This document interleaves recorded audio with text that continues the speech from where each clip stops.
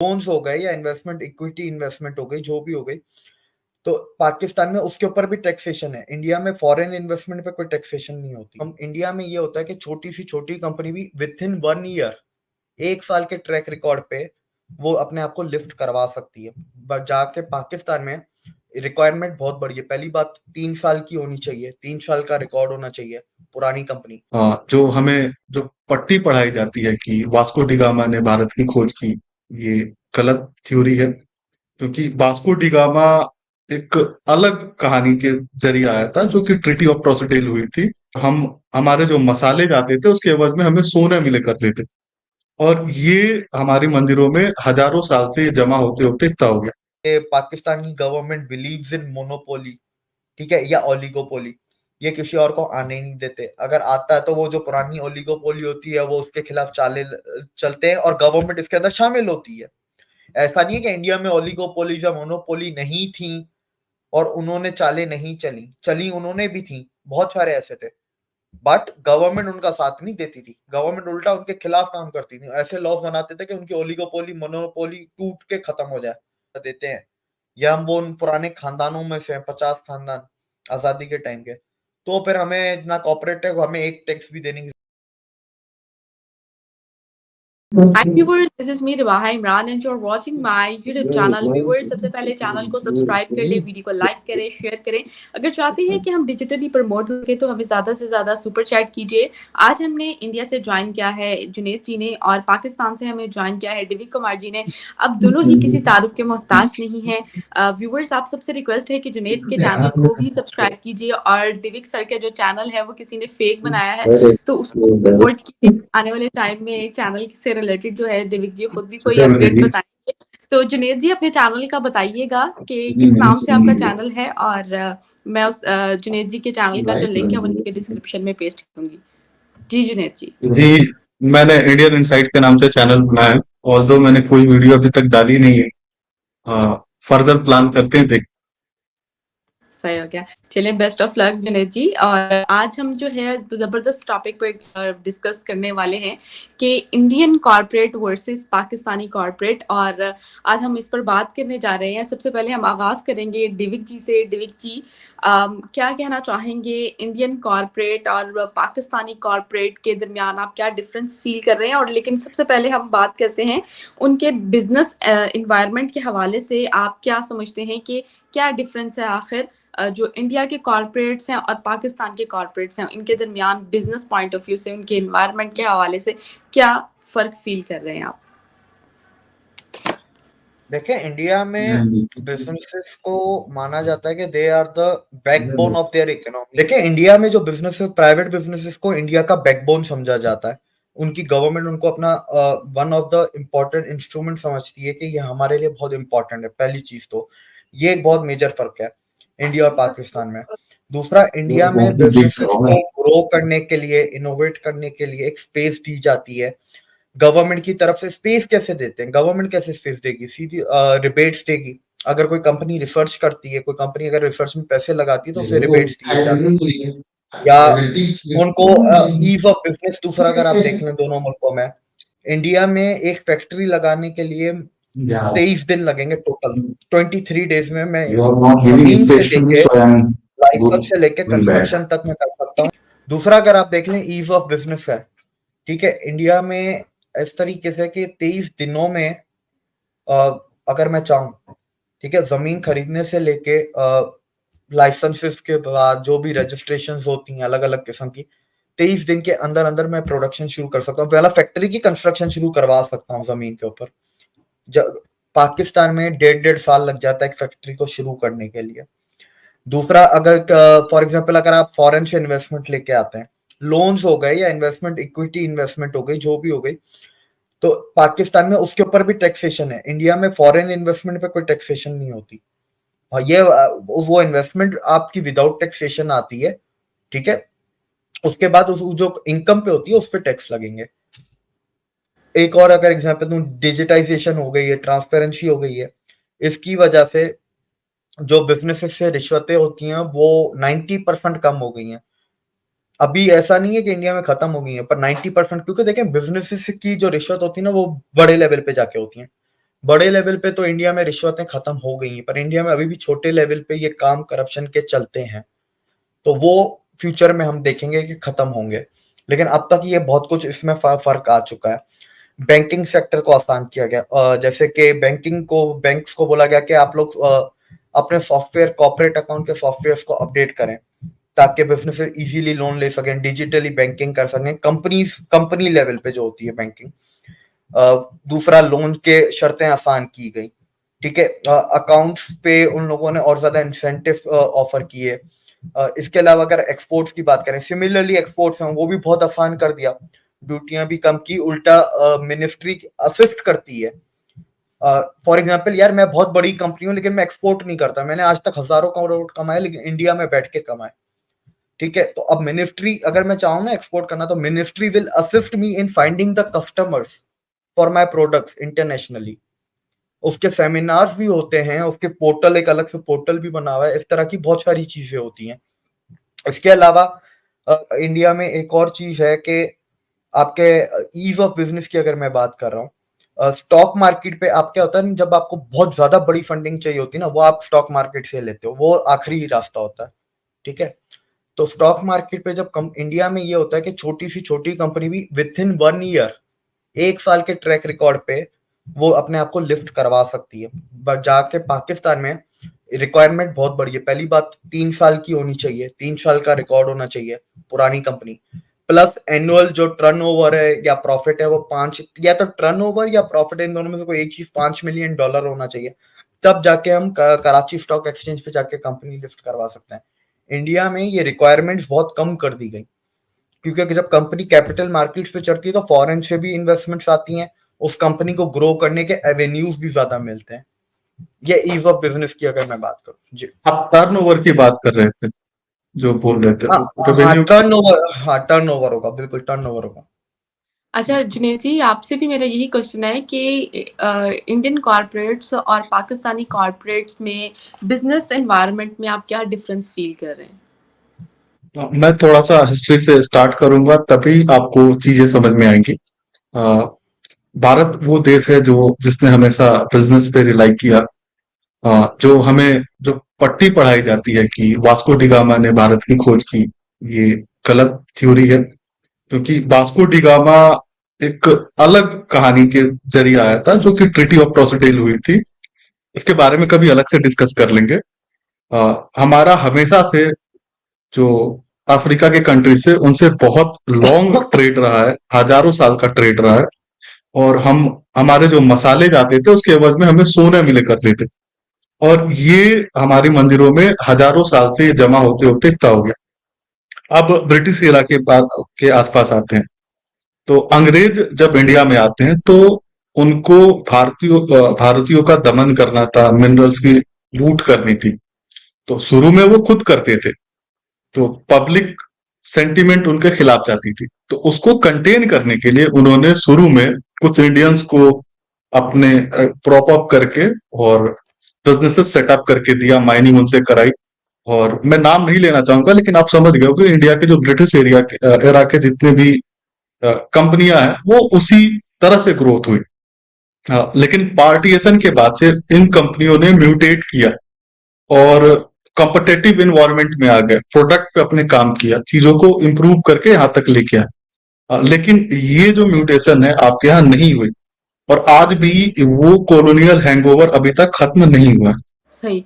तो डिविक जी, आप क्या कहना चाहेंगे कि टैक्स बेनिफिट्स में आप क्या डिफरेंस फील कर रहे हैं इंडियन कॉर्पोरेट में और पाकिस्तानी कॉर्पोरेट में, कि क्या बेनिफिट्स उनको दिए जाते हैं? और क्या आप भी एक बिजनेसमैन हैं, आपने भी काफ़ी अर्सा यहाँ पर बिजनेस किया, तो क्या आपको टैक्स रिलैक्सेशन दी गई थी यहाँ पर? और आपने आपकी एक अच्छी एक हिस्ट्री आपको पता है हिंदुस्तान के हवाले से, तो आप क्या कहना चाहेंगे दोनों कॉर्पोरेट्स में डिफरेंस फील करते हैं टैक्स बेनिफिट्स के मामले में? देखें, अगर टैक्स बेनिफिट्स की बात करें तो यहाँ पर तो टैक्स लगाए जाते हैं ताकि आप निचोड़ के इंसान को है ना पूरा कर दो बिजनेसेस को। पहली बात तो लाइसेंसेस में और उधर रिश्वतों में पूरा हो जाता है। फिर किसी में अगर हिम्मत हो तो वो बिजनेस खोलने लायक अगर रहता है तो वो बिजनेस खोलता है। फॉर एग्जाम्पल, पहले तो हम सेल्स टैक्स पे ही आ जाते हैं। हर सूबे का अलग है, ठीक है? अगर मैं कराची में कोई चीज़ खरीदता हूँ तो पहले मुझे कराची का सेल्स टैक्स देना है होलसेल मार्केट पे। मैं उसको अगर रिटेल पे पंजाब में बेच रहा हूँ तो मुझे वो एक जो ट्रांसपोर्ट कॉस्ट जो एक होता है कोई लेवी लगती है इंटर स्टेट लेवी वो देनी पड़ती है और मैं पंजाब के अंदर अगर बेच रहा हूँ तो मुझे पंजाब का भी सेल्स टैक्स देना पड़ता है। अब इसके अंदर दो चीजें ऑक्ट्रॉय तो ऑक्ट्रॉय बोलते हैं ना, if I am not wrong, हमारे यहाँ भी होता था पहले।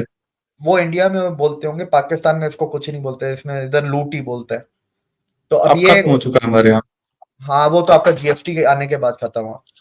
पाकिस्तान में देखें ये है कि टैक्स जो सेल्स टैक्स होता है ना वो कस्टमर देता है, वो हमें अपनी जेब से या अपनी कमाई से नहीं देना होता।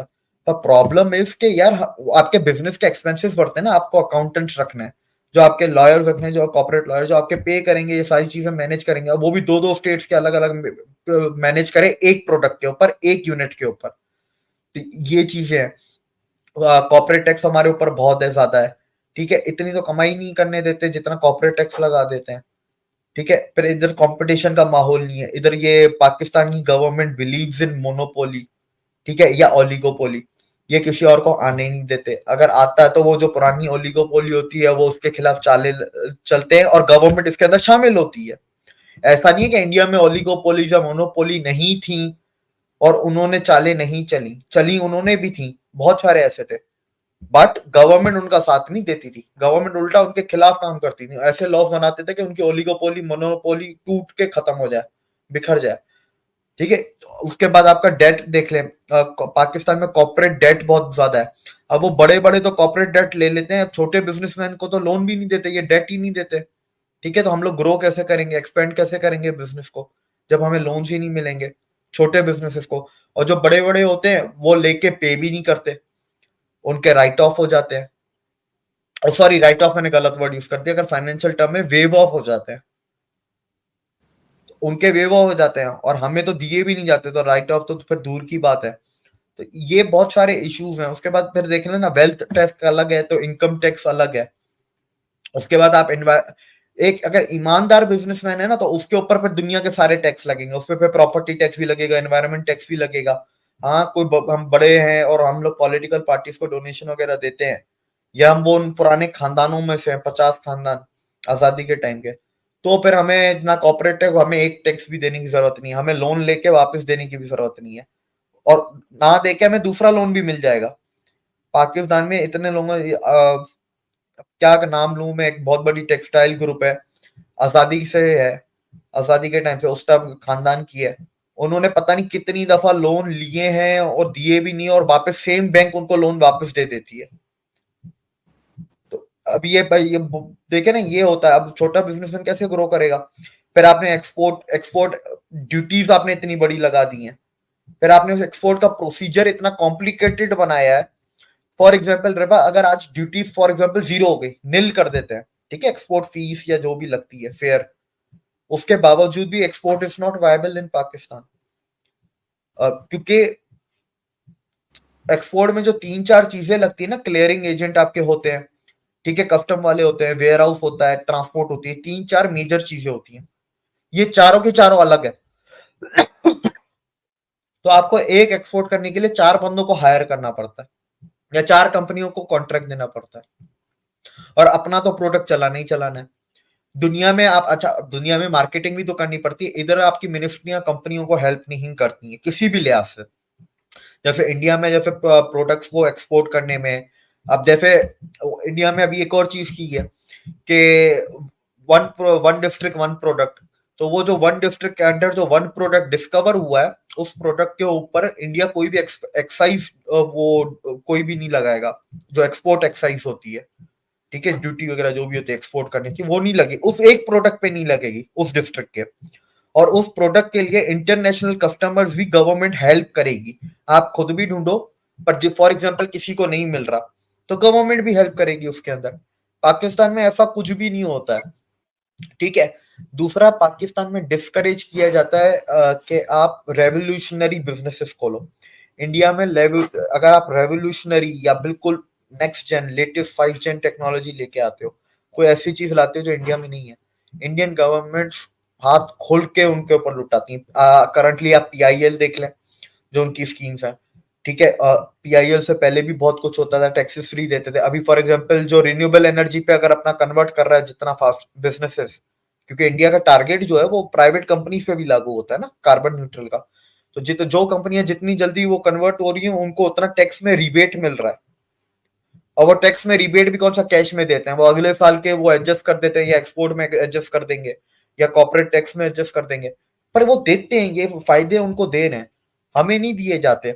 अभी फॉर एग्जाम्पल जैसे इधर पाकिस्तान में प्राइवेटाइजेशन से एक तो लोग भी घबराते हैं, गवर्नमेंट भी घबराती है। ठीक है, दो वजह है।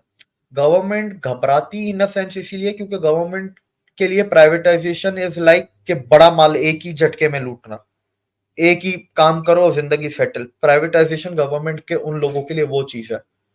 लोग घबराते हैं क्योंकि लोग पागल हैं, उनको कोई वैसे कोई कुछ समझते हैं, 0/0 है।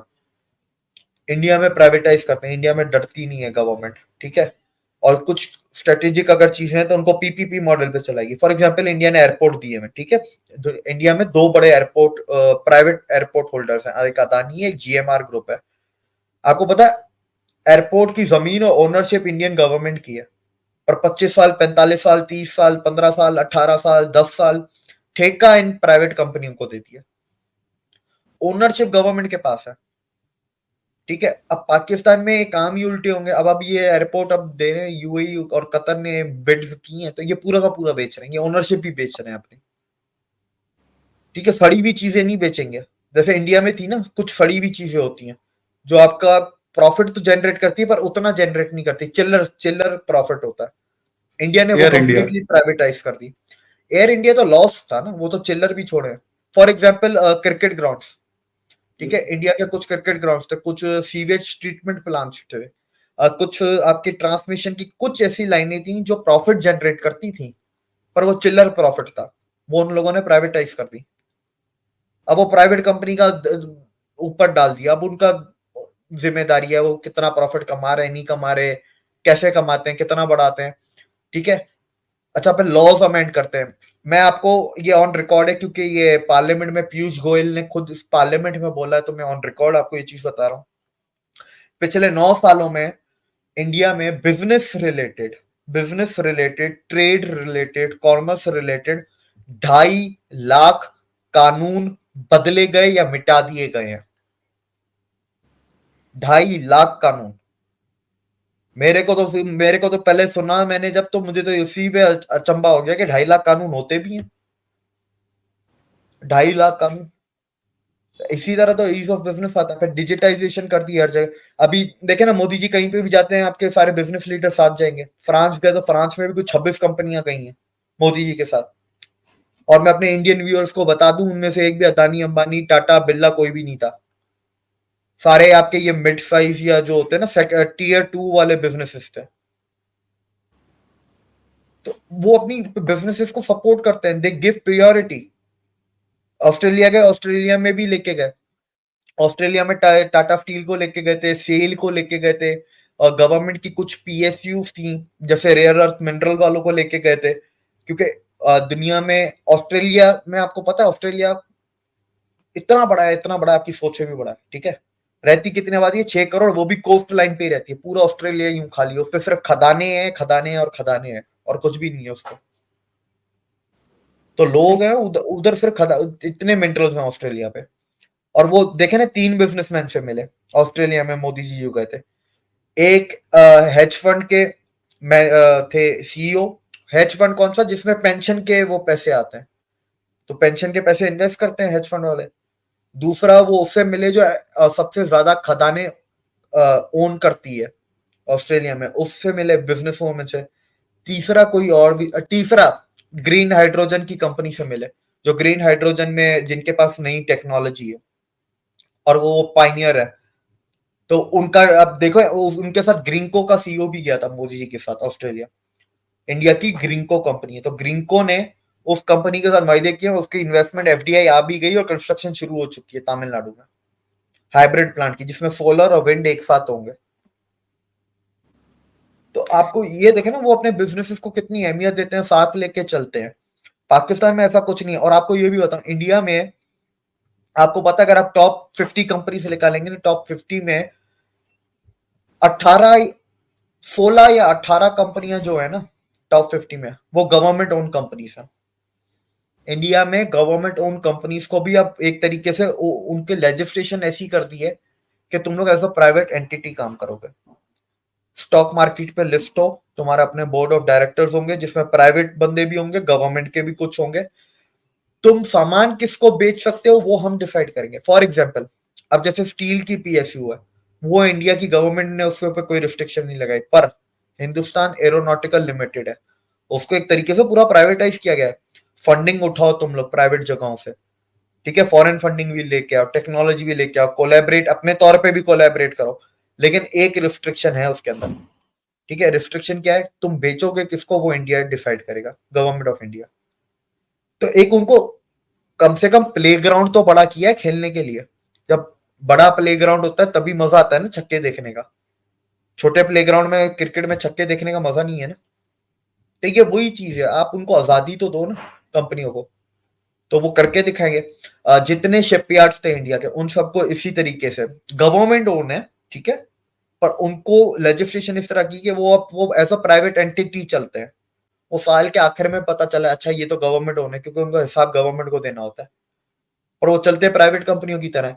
और आज देखें इंडिया के शिपयार्ड्स नेवी की वो शिप्स बना रहे हैं, और एट ए टाइम इंडिया में अभी मेरे ख्याल से 47 नेवी की शिप्स अंडर कंस्ट्रक्शन है। और ये सिर्फ मैं नेवी की बात कर रहा हूँ, मर्चेंट नेवी के अलग हैं। अभी वो कोई ग्रीन हाइड्रोजन के ऊपर भी एक शिप बनाई है साउथ वाली साइड पे, पता नहीं तो वाइजैक का था कि पता नहीं कौन सा शिपयार्ड है, उसने ग्रीन हाइड्रोजन की शिप बनाई है, ठीक है। उसके अलावा कैरियर्स होते हैं, एलएनजी कैरियर्स, वो इंडिया बना रहा है, उसके कॉन्ट्रैक्ट आए हैं। एंड इंडिया इज नाउ रीडेवलपिंग, यार मैं कंपनी भूल, कोई है बहुत बड़ा शिपयार्ड है साउथ, कोची का जो शिपयार्ड है उसको अब इतना बड़ा बना रहे हैं कि इंटरनेशनल शिप्स रिपेयर होने इधर आए, वो बांग्लादेश से टक्कर ले रहे हैं। इस रीजन में बांग्लादेश के पास ये बिजनेस है, तो अब बांग्लादेश को कंपटीशन देने के लिए इंडिया कोची में वो शिपयार्ड ऑलमोस्ट तैयार हो चुका है, फाइनल काम चल रहा है, मतलब कुछ महीनों की बात है, वो वहां पर खुल जाएंगे। सही हो गया। जुनैद जी, मेरा आपसे भी यही सवाल है कि आप इस बारे में क्या समझते हैं, टैक्स बेनिफिट्स के हवाले से आप इंडिया कॉर्पोरेट और पाकिस्तानी कॉर्पोरेट में क्या डिफरेंस फील करते हैं?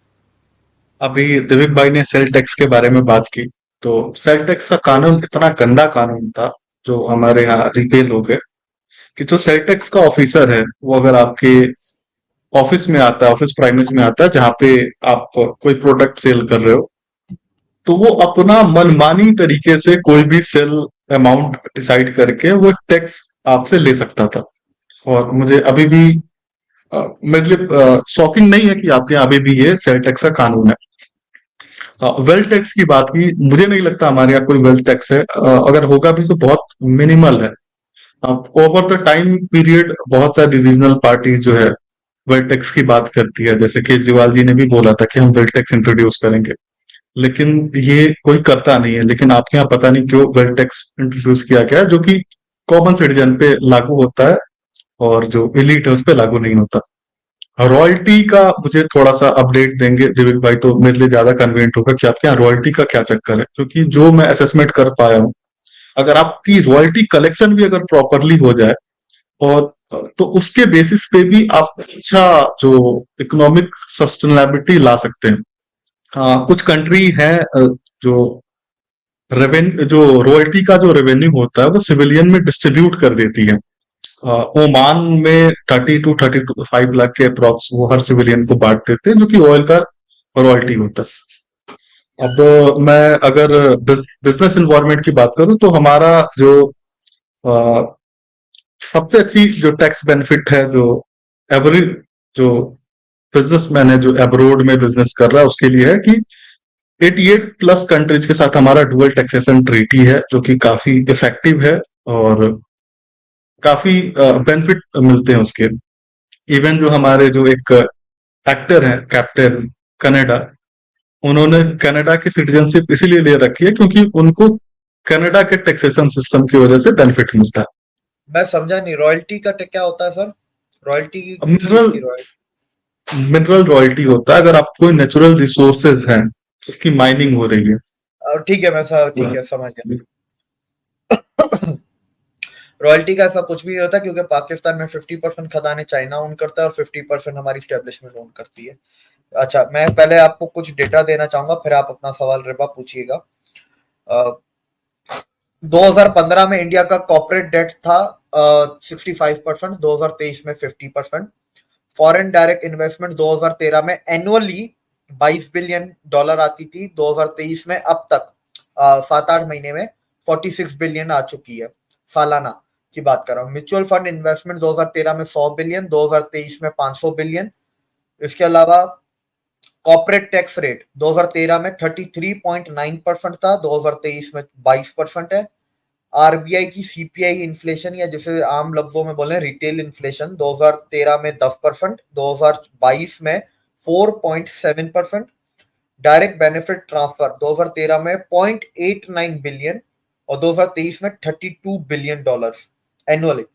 अच्छा, इसके अलावा digital transaction as percentage of GDP 2016 में 4.4% और 2023 में 76.1%।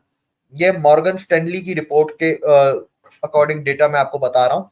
अब इसका डेटा का इसका क्या ताल्लुक है? ये बिजनेस का तो डेटा है नहीं, ये तो गवर्नमेंट का है, लेकिन ये वो डेटा है जो अफेक्ट करता है बिजनेसेस को। ठीक है, आपने कॉर्पोरेट टैक्स कम कर दिया, म्यूचुअल फंड में इन्वेस्टमेंट है, तो म्यूचुअल फंड वाले कहाँ इन्वेस्ट करते हैं? म्यूचुअल फंड में कोई भी, अब मैं बंदा हूं, मैंने अपनी महीने की 100 रुपए में म्यूचुअल फंड में डाल देता हूँ, हर महीने की सेविंग, वो आगे फंड बिजनेसेस में इन्वेस्ट करते हैं। इन्फ्लेशन कम है, तो मतलब इन्फ्लेशन कम है तो इंसानों की, लोग आवाम की बाइंग पावर बढ़ जाती है। ठीक है, तो आपके एक तरीके से आप समझ लें कंज्यूमर स्पेंडिंग आपकी मार्केट में बढ़ गई तो लोग खरीदेंगे।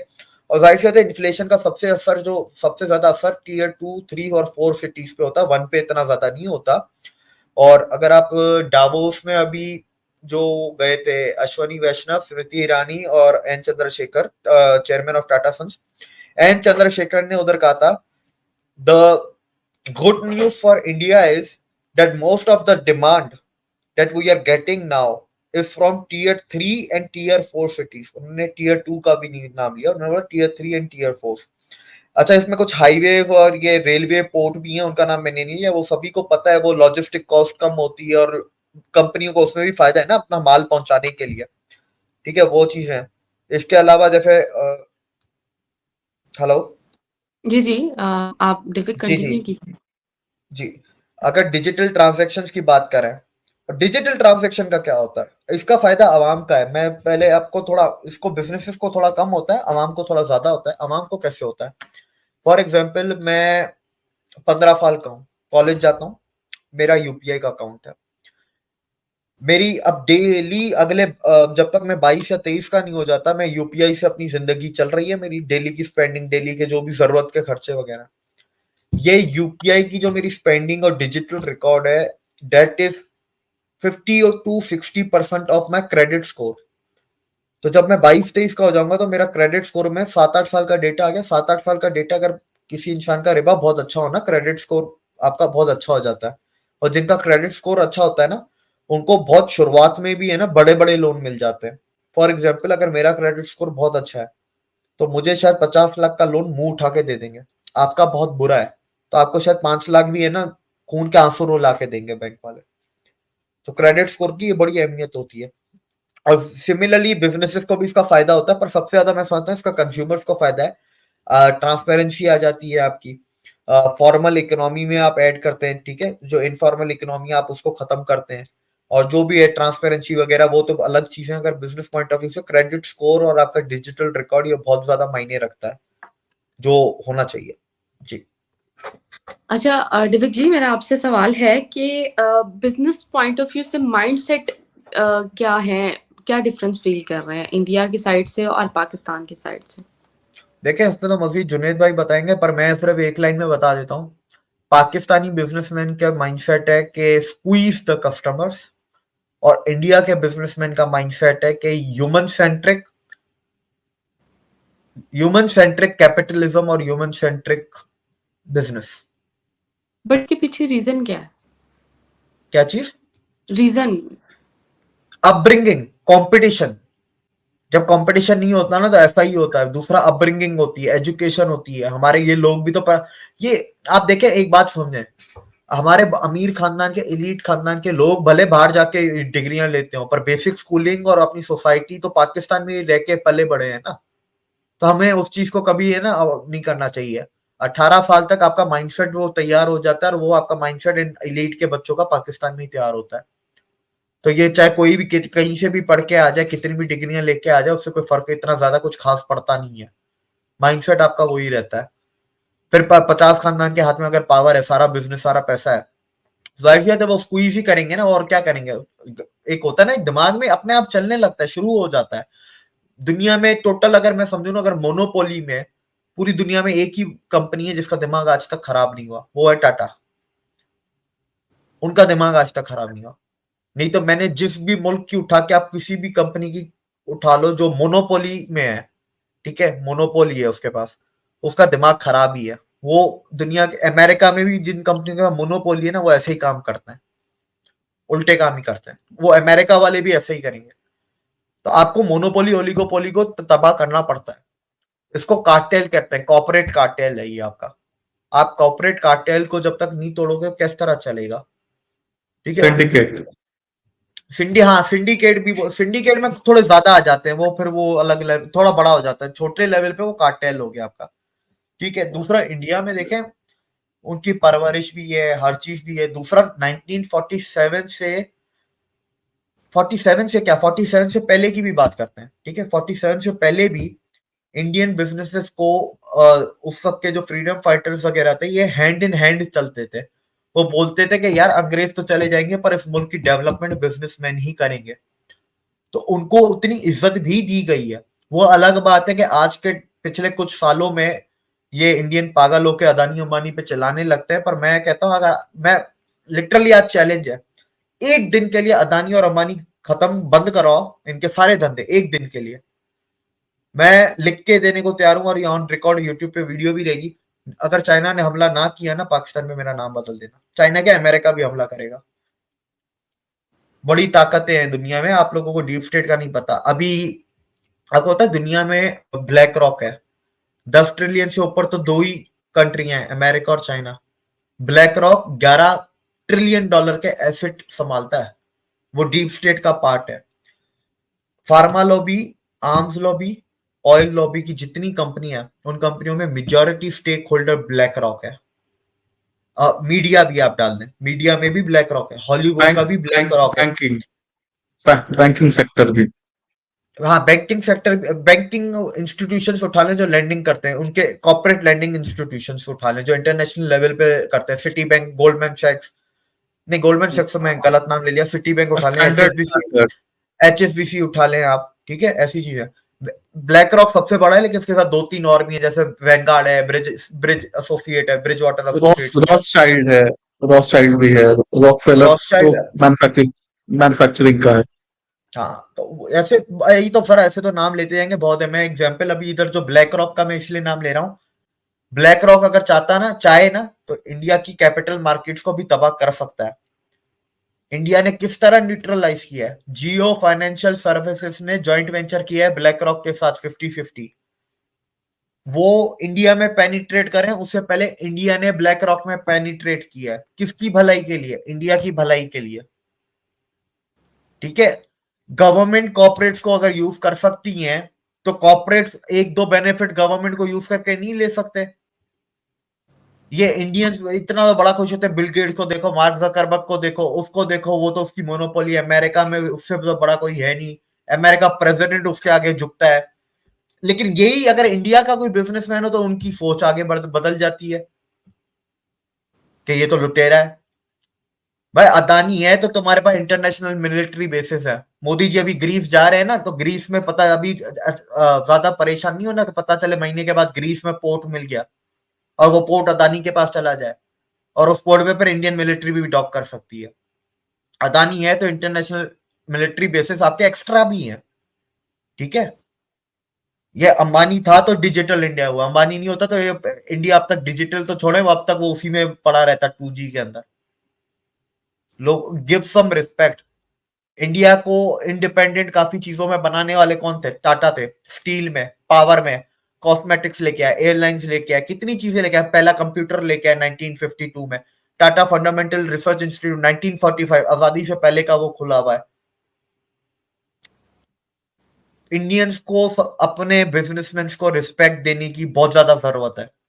अगर आप रिस्पेक्ट नहीं दोगे ना तो अपने मुल्क का बेड़ा गर्क ही कर रहे हो। बिरला दुनिया का 7th लार्जेस्ट एल्यूमिनियम में है, हाइड्रोकार्बन में भी कुछ है, तो ऐसे बहुत सारी फील्ड्स में बिरला है ना टॉप 10 में आता है वर्ल्ड वाइड। उन फील्ड्स को मतलब दुनिया में 7वां बड़ा एल्यूमिनियम प्रोड्यूसर है बिरला। अंबुजा उठा लो, अंबुजा नहीं, दूसरा कौन सा है सर, वो इंडिया का सबसे बड़ा सीमेंट मैन्युफैक्चर अल्ट्रा सीमेंट, वो दुनिया का 2nd लार्जेस्ट सीमेंट प्रोड्यूसर है अल्ट्रा सीमेंट, वो भी बिरला वालों का है। ठीक है, अडानी भी अभी आ चुका है उसके वो बाद। अंबुजा में, हाँ अंबुजा में, लेकिन वो इतना बड़ा नहीं है। ठीक है, अल्ट्रा सीमेंट दुनिया का 2nd लार्जेस्ट है, सिंगल कंपनी। आप आदित्य बिरला, वो आर्सलर मित्तल को उठा लो, Arcelor Mittal is the largest steel maker in the world. China की और अमेरिका की गवर्नमेंट ओन कंपनीज भी उतना नहीं बनाती जितना आर्सलर मित्तल अकेला बनाता है।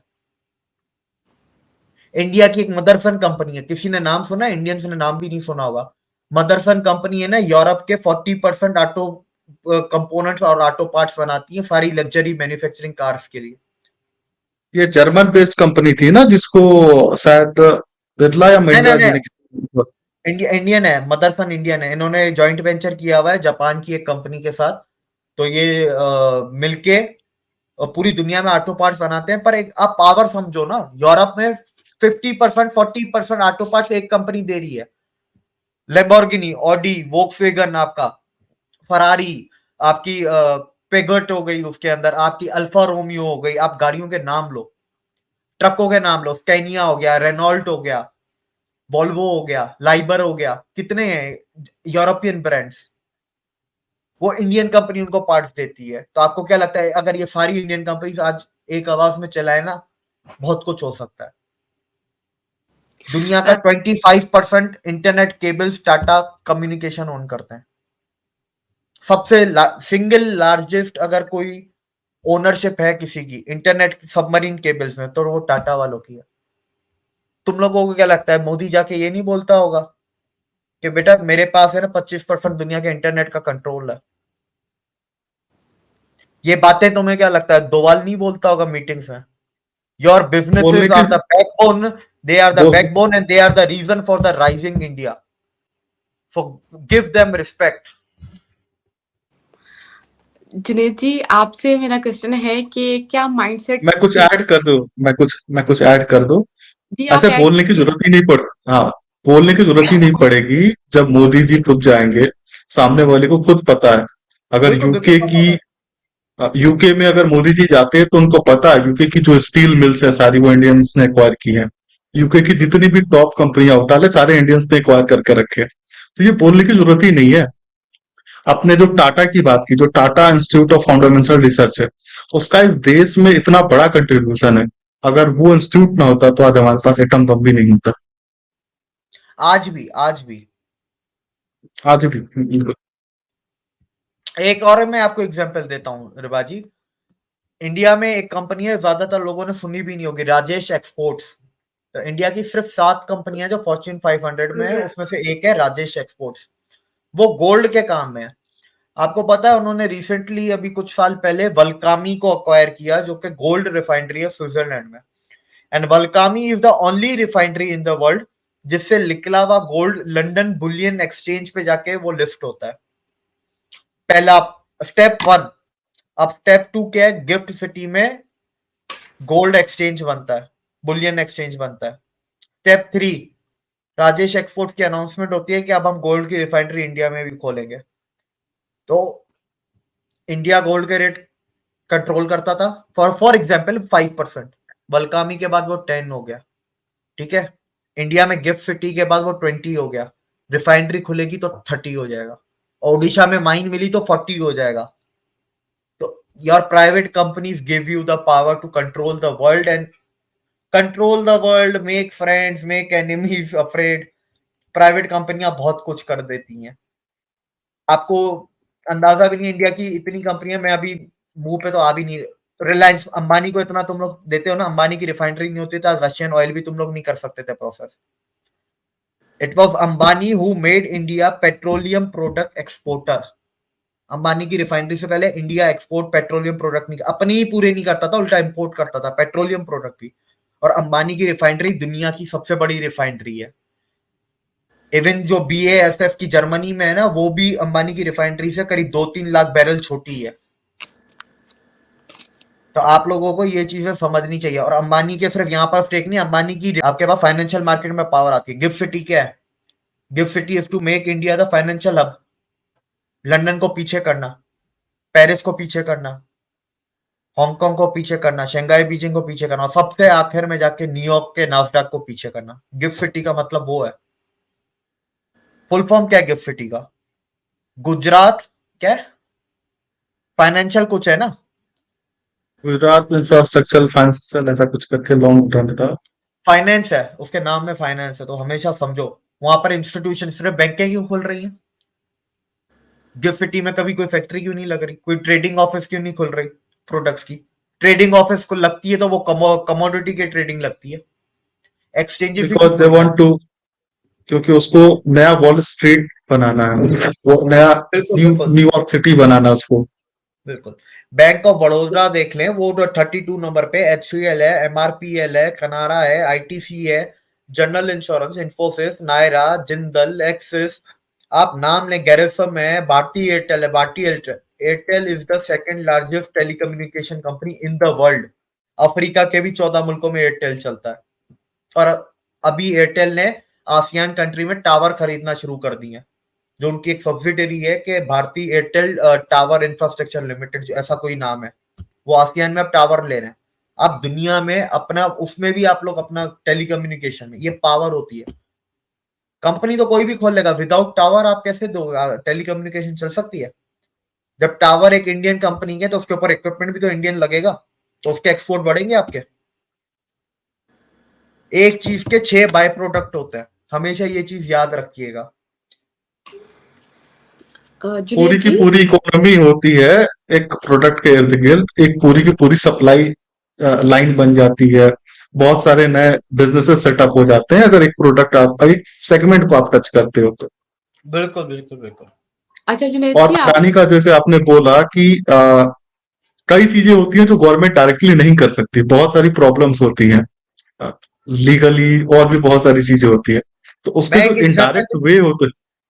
मैं इसका एक बड़ा फनी से एग्जांपल देता हूँ। फॉर एग्जांपल, इंडिया में आज के टाइम में कोई 70-80 ऑटोमोबाइल मेकर्स हैं, सारे मिला के मैं बात कर रहा हूँ, ठीक है? ये क्रेने, ट्रके, बसें, गाड़ियां सब मिला के इंडिया में 70-80 ऑटोमोबाइल मेकर है।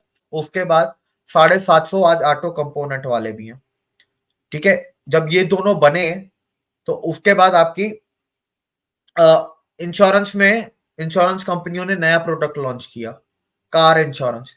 इंडिया में कुछ ऐसी छोटी इंश्योरेंस कंपनियां हैं जिन्होंने स्टार्टिंग ही कार इंश्योरेंस बेच के की थी, उसके बाद वो दूसरी इंश्योरेंसेस में है।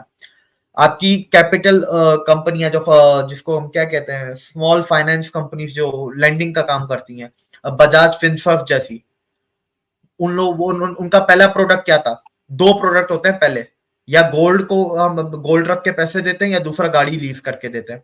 तो उसका सबसे बड़ा एग्जांपल कोटक महिंद्रा बैंक है। उन्होंने गाड़ियों की लीजिंग से शुरू किया था। आज कोटक महिंद्रा भी is one of the biggest banks in the world. मेरे ख्याल से 12वें-13वें नंबर पे आता है कोटक महिंद्रा भी, if I am not wrong. तो ये पूरा इकोसिस्टम है। एक गाड़ियों की बात कर रहे हैं, गाड़ियों से कितने लोगों को अपॉर्चुनिटी, अभी भी बहुत कुछ होगा जो मुझे नहीं पता। ऑटो एसेसरीज हो गई और आपके और भी 50 चीजें होती है, पर it is an example to give you a perspective. Juned ji, मेरा आपसे एक सवाल है, वो ये है कि ट्रेड एग्रीमेंट के हवाले से क्या डिफरेंस फील कर रहे हैं इंडिया पाकिस्तान के कॉर्पोरेट सेक्टर में, और साथ अपॉर्चुनिटीज का क्या आप एक क्राइटेरिया देख रहे हैं, बताइएगा हमारे व्यूअर्स को। ऑलमोस्ट हमारे 88 कंट्री के साथ ट्रेड एग्रीमेंट है। डुअल टैक्सेशन को लेकर मैं पर्टिकुलर बोल रहा हूँ। फ्री ट्रेड एग्रीमेंट भी बहुत सारी कंट्रियों के साथ साइन है, जिन कंट्रियों के साथ आपका जो मेजर जो ट्रेड एग्रीमेंट है वो टर्की, चाइना और एक आध कंट्री होंगे बिग कंट्री। हमारा अभी ट्रेड एग्रीमेंट ब्रिटेन के साथ साइन होने जा रहा है, free trade agreement. Trade agreement जो हमने गेट एग्रीमेंट साइन किया था, जो WTO का पार्ट था, उसके तहत हमारा जो इंटरनेशनल जो लॉ होते हैं ट्रेड का, वो तो हम मतलब जो WTO के हिसाब से तो हम परस्यू कर ही रहे हैं, लेकिन इसके साथ फ्री ट्रेड एग्रीमेंट भी हमारे बहुत सारे कंट्री के साथ साइन है, जो कि बायलेटरल ट्रेड एग्रीमेंट का है हमारा। और रीसेंट अगर डेवलपमेंट देखें तो यूके के साथ भी हमारा फ्री ट्रेड एग्रीमेंट की डिस्कशन चल रही है, जो कि काफी टाइम से चल रही है। और जर्मनी भी एक फ्री ट्रेड एग्रीमेंट डिमांड करता है, जो कि देखते हैं आगे आने वाले टाइम में कैसा जाता है। हमारा यूएई के साथ काफी अच्छा फ्री ट्रेड एग्रीमेंट है। और रीजनल लेवल पे हमारा बांग्लादेश, नेपाल से ओपन ट्रेड है, जिसमें हम टैक्स बेनिफिट्स भी बहुत सारे देते हैं। हमारे जो बिजनेसमैन जो दूसरे कंट्रीज में जाके बिजनेस करते हैं, उनको डुअल टैक्सेशन है ट्रीटी। और डुअल टैक्सेशन हमारे यहाँ जब है वो बिजनेसमैन को बेनिफिट के लिए, जबकि आपके यहाँ जो डुअल टैक्सेशन ट्रीटी है वो मनी लॉन्ड्रिंग के लिए इस्तेमाल की जाती है। जो दिविक भाई हंस रहे, कुछ ऐड करेंगे उसको? नहीं, आप कंप्लीट करें। हाँ, मेरा कंप्लीट हो गया, आप बोले। नहीं, मेरा कुछ नहीं। इधर मनी लॉन्ड्रिंग अलग तरीके से होती है। पहले क्रिप्टो एसईजेड के रूट से, एसईजेड के रूट से लेके ना, पहले क्रिप्टो ली जाती है, ये टैक्स इवेजन का, मनी लॉन्ड्रिंग का। डिविक जी, मेरा आपसे भी क्वेश्चन यही है कि ट्रेड एग्रीमेंट के हवाले से और साथ में अपॉर्चुनिटी के हवाले से क्या डिफरेंस फील कर रहे हैं आप? देखा, ट्रेड एग्रीमेंट तो हमारे साथ किसी के साथ है ही नहीं, तो हम एक उधर भी लैग करते हैं। हाँ, हमें ये एक फायदा, यूरोप से हमें एक फायदा मिल जाता है कि हमें GSP प्लस स्टेटस मिला हुआ है। तो जो फॉर एग्जांपल इंडिया से अगर सेम प्रोडक्ट कोई बेच रहा है, तो उसका प्रोडक्ट यूरोप में थोड़ा महंगा पहुंचता है कंपेयर टू अगर सेम प्रोडक्ट कोई पाकिस्तान से बना के बेचेगा। तो ये एक है। बाकी तो पाकिस्तान के कोई ऐसे खास ट्रेड एग्रीमेंट्स हैं, पर वो इतने खास नहीं है, वो पुराने हैं। ठीक है, तो वो आज के टाइम पे वो लागू नहीं होते या इतने इफेक्टिव नहीं है, और कोई गिनती के 2-3 ही है, कुछ ज्यादा भी नहीं है। तो ये एक चीज है। दूसरी, आपने अपॉर्चुनिटीज की बात की। देखिए, अपॉर्चुनिटीज में 3 चीजें होती हैं। पहली बात तो गवर्नमेंट अपॉर्चुनिटीज लाके दे, वो तो अपने में ही पूरी है, तो उसको कहां से लाके आएगी। दूसरा होता है कि अपॉर्चुनिटीज आपके मुल्क में हो, लेकिन पॉलिसीज ऐसी हो कि आप उनको ग्रैब करें तो आपके लिए फायदेमंद हो। ठीक है, वो प्राइवेट बिजनेसेस का काम होता है।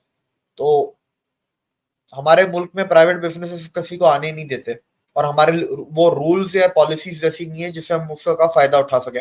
आईटी का ही ले लेते हैं, ठीक है, एग्जांपल। मैंने आईटी का 1000 दफा बोला, आपके सामने लाइट गई है और आई है। ठीक है, हम लोग इसी में पूरे, हम आईटी का काम करेंगे। इंटरनेट की स्पीड हम बात करते रहते हैं, डेली इंटरव्यू करते हैं, ये हम आईटी का काम करेंगे। और मैं लोगों को भी बताना चाहता हूँ, व्यूअर्स को, कि मेरे पास बिजनेस इंटरनेट कनेक्शन है, मेरे पास consumer normal public internet connection नहीं है। उसके बाद भी मेरे साथ इंटरनेट के बहुत ज्यादा मसाइल होते हैं, और मैं one of the posh areas में रहता हूँ, कराची के। तो उधर भी बिजली का उतना ही मसला है। तो ये जितनी भी हवाएं, और भाई ये एक हवा बना हुआ है ना कि अमीर के लिए सब कुछ, इधर अमीर का भी है वही हाल है, बाहर जाके ये जो है सबका। तीसरी चीज होती है कि कोई एक अकेला बंदा, एक अकेली कंपनी है, कहीं बाहर से अपॉर्चुनिटीज लेके आया, उसका मैंने स्टार्टिंग में आपको बता दिया, उसको डिस्करेज किया जाता है, उसको दबाया जाता है, उसको। और स्पेशल चीज को, नई टेक्नोलॉजी लेके आएंगे ना जो कंज्यूमर्स के लिए फायदेमंद होगी, उस पर तो और ज्यादा रिश्वत लेंगे। ये पाकिस्तान में ये रिवाज है, तो उसका हम लोग कुछ कर नहीं सकते। दूसरा, जो जुनैद ने मनी लॉन्ड्रिंग की बात की, अब तो थोड़ा सा तरीका बदल गया मनी लॉन्ड्रिंग का पाकिस्तान में। पहले इधर क्रिप्टो करेंसी में पैसे कन्वर्ट कर लिए जाते हैं, कन्वर्ट करने के बाद वो फिर किसी ऐसे आइलैंड पे जाते हैं जहां से उनकी ट्रीटी हो अमेरिका, यूके वगैरह के साथ, उधर जाके वो अपनी क्रिप्टो करेंसी खुली करवाते हैं, फिर फ्री ऑफ कॉस्ट अपने पैसे उस आइलैंड की बैंक से अमेरिका की या यूके की बैंक में ट्रांसफर करते हैं। एक ये तरीका। दूसरा तरीका है कि चार्टर्ड प्लेन करवा लो और कैश में सारा पैसा ले जाओ सूटकेस में भर के। आजकल ये 2 तरीके सबसे ज्यादा कॉमन है। अच्छा, और ये एसईजेड रूट से भी करते हैं ना आपके यहाँ भी, जो 1% स्पेशल इकोनॉमिक जोन वाले रूट से, जब उनको 1% का टैक्स देना होता है एक्सपोर्ट ओरिएंटेड। ना सर, हमारे इधर इतनी परवाह करते ही नहीं है। इधर वो सूटकेस वाला काम सबसे ज्यादा अच्छा है ना। घर से निकलो, एयरपोर्ट जाओ, सूटकेस में 95% वो करते हैं, रिमेनिंग 4% आपका ये ब्लॉकचेन से करते हैं, और ब्लॉकचेन कह रहा हूँ, क्रिप्टो करेंसी से 1% है वो फिर अलग अलग तरीकों में, कोई हवाला में है, जैसे आपने SEC का, वो ऐसे उसमें है। वो जमाने गए सर। हमारे पास काम बहुत आसान है, हमारे पास काम आसान है। हमारे यहाँ भी एक बहुत आप इतना डिफिकल्ट वो बता रहे हैं, जिसमें आप देखें, आप जो बता रहे हैं उसके अंदर एक CA रखना पड़ेगा, SEC में कंपनी रजिस्टर करनी पड़ेगी, फिर बाहर भी एक शेल कंपनी रजिस्टर करनी पड़ेगी। इधर प्लेन में बैग डाला, पैसे डाले, ले गए, बात खत्म। आप इतना कॉम्प्लिकेटेड, बहुत आसान है। उसके लिए आपको फरहा गोभी होना पड़ेगा। हाँ, अब आप समझे। ठीक है। और हमारे यहाँ भी पास्ट में मोनिस से लाई होना पड़ेगा। हाँ, या मियाँ बनतसा भी बन सकते हैं आप। सर उसकी तो अपनी बैंक है, तो वो तो खुद चाहे तो खुद भी वो बैंक के थ्रू ही ले जाएगा, उसकी तो अपनी बैंक है। लास्ट एक मैं ऐड कर लूं, हमारे यहाँ भी ये था SEZ रूट था, मॉरिशस वाला, जिसको प्रेजेंट गवर्नमेंट ने बंद कर दिया हमें से, लेकिन वो उसमें टैक्स इवेजन नहीं होता। मालदीव वाला आज ही खुला हुआ है, कैसे के आने के लिए खुला हुआ है, जाने के लिए नहीं खुला हुआ। हाँ, तो फॉरेन इन्वेस्टमेंट या नीदरलैंड से ज्यादातर आती है, या ये मालदीव मॉरिशस से ज्यादातर आती है इंडिया में? अच्छा जुनैद, एक आखिरी सवाल आपसे है मेरा, CSR कॉर्पोरेट सोशल रिस्पॉन्सिबिलिटी के हवाले से आप क्या डिफरेंस फील कर रहे हैं इंडिया पाकिस्तान के कॉर्पोरेट के दरमियान? आपका तो मुझे नहीं पता, लेकिन हमारे मैं पहले शॉर्ट फॉर्म में समझाता हूँ, फिर आप बताइएगा।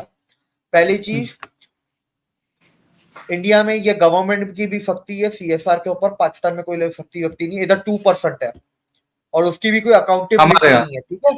हमारे यहाँ भी 2% ही है, लेकिन अकाउंटेबिलिटी है। कंपनी आपकी ज्यादा इसलिए यूज करती है, आपकी मोस्टली जो बड़ी ग्रुप्स हैं वो तो 5-10% तक भी CSR पे डाल देती हैं, तो उसको ठीक है, उसको छोड़ें। दूसरी चीज जो होती है, जहाँ के बिजनेसमैन कस्टमर को निचोड़ने की सोचते हैं, जिनका माइंडसेट ही है, वो CSR करेंगे, लोगों के ऊपर डोनेशन करेंगे, लोगों की चैरिटी करेंगे, ठीक है? तो आप माइंडसेट समझे ना, जो पहले जो कमाओगे तो CSR करोगे ना, जो कमाते वक्त ही वो कस्टमर को निचोड़ने की सोच रहा है। जिस मुल्क के और जिस बिजनेसमैन के संस्कार ये होंगे, वो CSR क्या कर लेगा? वो CSR में भी हवाला ढूंढेगा, वो 2 के बजाय 7% करके बोलेगा मैंने ज्यादा CSR किए, मुझे वो दो, छूट दो। हमारे पाकिस्तान में कोई ज्यादा भी कर दे तो भी शक होता है, हमारा तो ये हाल है, ठीक है? और बाकी तो मैं अभी इंडिया के एग्जांपल्स नहीं दूंगा। इंडिया में तो CSR की बस इतना मैं बोलना चाहूंगा, इंडिया में जो बड़े बड़े 100 कंपनियों की बात करूंगा, टॉप 10 प्राइवेट कंपनीज, ठीक है? टॉप 10 प्राइवेट कंपनीज ऐसी हैं जिनका 2% वहां का वो रूल कहता है, पर उससे ज्यादा वो खर्च करते हैं CSR के ऊपर। तो आप इससे अंदाजा लगा लें कि वो गवर्नमेंट की रेगुलेशन से भी ज्यादा करते हैं अपनी तरफ से, और उसकी अकाउंटेबिलिटी है। इवन ऑडिटर्स, जो एक इंटरनल ऑडिट होती है, टॉप 10 कंपनी, जाहिर सी बात है वो स्टॉक मार्केट पे भी लिस्टेड है, तो जो स्टॉक मार्केट पे होते हैं उनके 2 ऑडिटर होते हैं, एक्सटर्नल और इंटरनल। एक्सटर्नल ऑडिटर और इंटरनल ऑडिटिंग रिपोर्ट्स के अंदर भी उस CSR की पूरी डिटेल होती है, कहां कहां खर्च किया, कितना किया, कैसे किया, क्योंकि मैंने वो रिपोर्ट्स पढ़ी हैं, क्योंकि वो उनकी वेबसाइट पे अपलोडेड होती हैं, पब्लिक कंपनीज की, कोई भी जाकर पढ़ सकता है। जुनैद जी, आप क्या कहेंगे इस बारे में? खैर, आपने ऑडिट की बात की। ऑडिट जो कमर्शियल ऑडिट होता है हमारे यहाँ किसी भी कंपनी में बहुत सीरियस लिया जाता है। CSR जो है, हमारा जो सब अजीम प्रेम जी है, वो अपना ऑलमोस्ट 40% जो नेट प्रॉफिट है उसका डोनेट कर देते। टाटा की बात करें तो टाटा मेमोरियल हॉस्पिटल है जो वेल नोन है, और Tata institute of social science. Tata को छोड़ दे, टाटा दुनिया से अलग है। मैं कहता हूँ कभी भी आप प्राइवेट बिजनेस में टाटा का तो बात ही नहीं होनी चाहिए। 66% देते हैं हर साल अपनी कमाई का, तो टाटा को तो छोड़ दो, वो अलग दुनिया से। हाँ, तो बहुत सारे प्रोग्राम है, जैसे हमारे यहाँ नेत्रांजलि चलता है, बच्चों का हार्ट का ट्रीटमेंट करा दिया, ठीक है ना? तो ये सारी चीजें होती है। जेंडर इक्वालिटी के लिए कुछ काम कर दिया, रूरल डेवलपमेंट में काम कर दिया, रूरल इलेक्ट्रिफिकेशन में काम कर दिया, ठीक है ना? उसके अलावा इन्वायरमेंट के लिए भी बहुत सारी ऑर्गेनाइजेशंस हैं जो काम करती हैं। इंडिया में CSR पता है आपको किस तरह होता है? मैं एक छोटा सा एग्जांपल दूं। मुझे अभी याद आया जिन्होंने इलेक्ट्रिफिकेशन का कहा रूरल का। इंडिया में सीएसआर ऐसे नहीं होता फाउंडेशन बनाई उसको पैसा दे दिया, ऐसे नहीं होता। इंडिया में सीएसआर इस तरह होता है, चलो इस गांव में चलते हैं जहां पर पीने का पानी नहीं है, पानी का प्लांट लगा देते हैं। 2.5 लाख 3 लाख रुपए का तो प्लांट लगता है छोटा सा, 200-300 लोगों के लिए इतने का ही लगेगा छोटा सा, चलो इधर प्लांट लगा देते हैं। अरे चलो उधर थोड़ा सा है ना छोटी सी कैनाल बना के आते हैं, इस साल हम ये 100 घर इस गांव में पक्के करवा देंगे, आज हम इस हॉस्पिटल में इतने बच्चों का इलाज करवा देंगे। अदानी जैसे अदानी गरीब बच्चों को पढ़ाता है, 10,000 गरीब बच्चे अदानी के स्कूल में पढ़ते हैं फॉर एग्जाम्पल। अदानी और भी काम करता है, मुझे एक ही अभी मुंह जुबानी याद है। सिमिलरली रिलायंस का भी है।